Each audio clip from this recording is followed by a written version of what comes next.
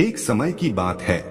काशी के एक गांव में मोहनदास नाम का एक 10 साल का बालक अपने पिता के साथ रहता था, जिसका जन्म एक बेहद गरीब परिवार में हुआ था।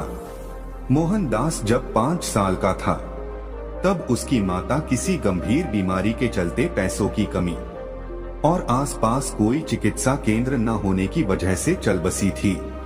मोहनदास के पिताजी ठाकुरों के खेतों में मजदूरी किया करते थे, जिससे मिलने वाले पैसों से मुश्किल से ही घर का खर्च चल पाता था।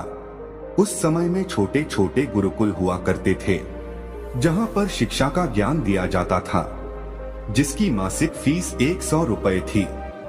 मोहनदास के पिताजी जैसे तैसे मजदूरी करके रोज का मात्र 20 रुपया ही कमा पाते थे, यानी कि महीने का 600 रुपया, जिसमें से 100 रुपए मोहनदास की फीस में चले जाते थे और बाकी के पैसों से घर का गुजारा होता था। मोहनदास पढ़ाई में अच्छा था और साथ में बड़ा ही जिज्ञासु भी था। गुरुकुल में मोहनदास बहुत मन लगाकर पढ़ता और अपने मास्टर से खूब सारे सवाल करता। मास्टर जी भी मोहनदास के सभी सवालों के जवाब दे देते।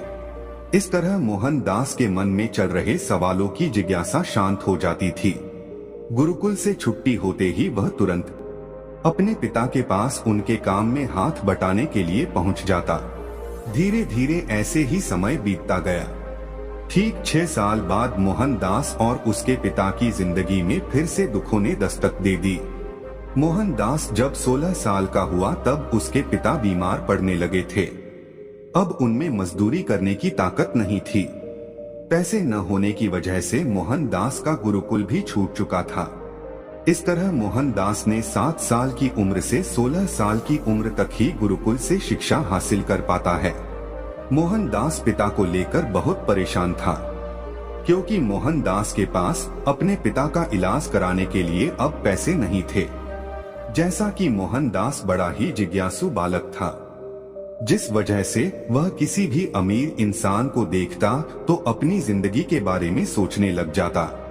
इन सब हालातों के चलते मोहनदास के दिमाग पर ऐसा असर हुआ कि वह मजदूरी करने लगा। मोहनदास वो हर संभव प्रयास करने लगा जिससे उसके पास धन आए और वो अपने पिता की बीमारी का उपचार करवा सके। मोहनदास ने दिन रात मेहनत की और अपने पिता का उपचार करवाया। मोहनदास के पिता की हालत सुधरने लगी और देखते ही देखते पिताजी स्वस्थ हो गए। पिताजी मोहनदास की मेहनत से बहुत खुश थे। मोहनदास के पास अब इतना धन हो चुका था कि मोहनदास ने एक खेत और 2 गाय खरीद ली थी।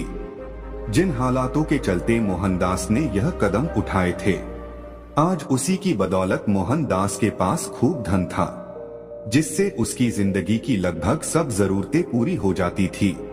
मोहनदास जिज्ञासु होने की वजह से बड़े बड़े धनवान लोगों की जिंदगी के बारे में जानने लगा, जिसका असर मोहनदास के दिमाग पर यह हुआ।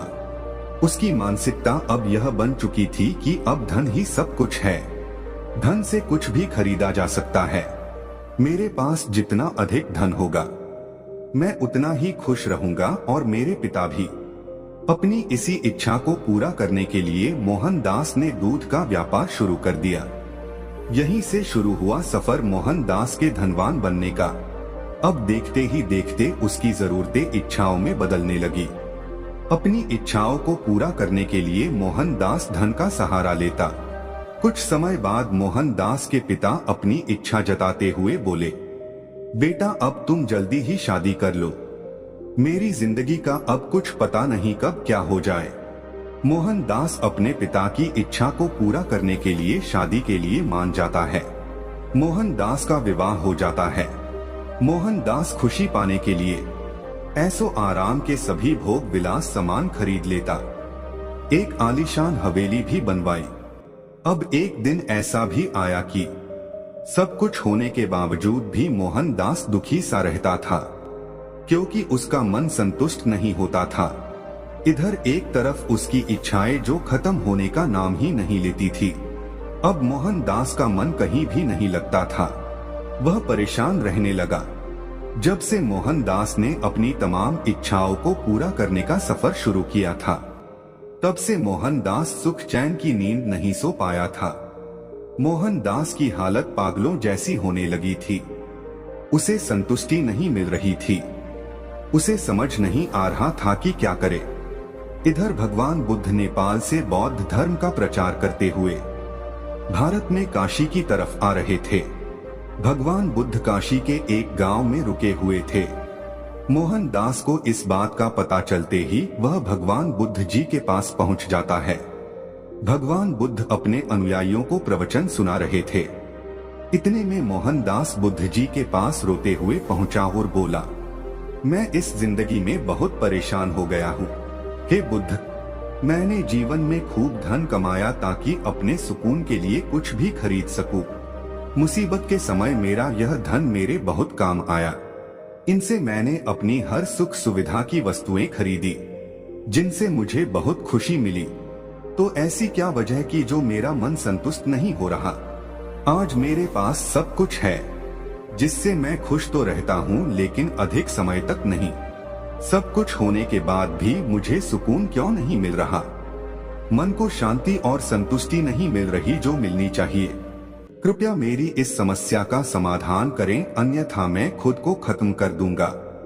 तब भगवान बुद्ध मुस्कुराए और कहा, तुम्हारे दुख का कारण तुम्हारी असीमित इच्छाएं हैं। धन दौलत से तुम लंबे समय की खुशियां तो खरीद सकते हो, लेकिन सुकून की जिंदगी नहीं। धन से इंसान सुकून का एक पल भी नहीं खरीद सकता है। धन से तुम खुशियों का महल, मखमल के गद्दे और सोने चांदी से बनी चारपाई तो खरीद लोगे, लेकिन सुकून की नींद कभी नहीं खरीद सकते, क्योंकि यह धन से नहीं ज्ञान से खरीदे जाते हैं। सुकून खुद तुम्हारे अंदर मौजूद है, जो कि एक असीमित इच्छाओं वाले पहाड़ के नीचे दबा हुआ है। जिस दिन तुम अपनी असीमित इच्छाओं के विचारों को एक सीमित दायरे में कैद कर लोगे, तो उसी दिन से असीमित इच्छाओं वाले पहाड़ के नीचे दबा हुआ सुख और सुकून आजाद होकर तुम्हारे जीवन में बस जाएंगे। बुद्ध की इन बातों का मोहन के मन पर सकारात्मक असर हुआ, मानो मोहन के सर से कोई बोझ उतर गया हो। अब मोहन के अंदर खुद को सुखी करने की कोई इच्छा शेष नहीं बची थी। वो समझ चुका था कि मेरी परेशानी का कारण मेरी यह असीमित इच्छाएं ही है, जिस वजह से मैं सुख की नींद कभी नहीं सो पाया, कभी भी सुख के फल का स्वाद नहीं चख पाया था। अब मुझे कुछ नहीं चाहिए। कुछ दिन बाद मोहन ने खुद यह अनुभव किया कि अब सच में कितना सुकून है मेरी जिंदगी में। शुरू से मैं मूर्ख, सुकून पाने के लिए खुद पर धन दौलत लुटाता रहा, बस धन कमाने के पीछे भागता रहा। जीवन के इस सत्य से अनजान रहा कि सुकून तो मेरे अंदर ही था, जो असीमित इच्छाओं के अंधेरे में कहीं खो गया था। और आज मन से मैं बहुत हल्का महसूस कर रहा हूँ। आज जाकर मेरे मन को सुख की संतुष्टि प्राप्त हुई है। जय हो महात्मा बुद्ध की, जिन्होंने मुझे यह ज्ञान दिया। अन्यथा मैं यूं ही सारी जिंदगी सुख चैन की तलाश में भटकता रहता और अंततः मृत्यु को प्राप्त हो जाता।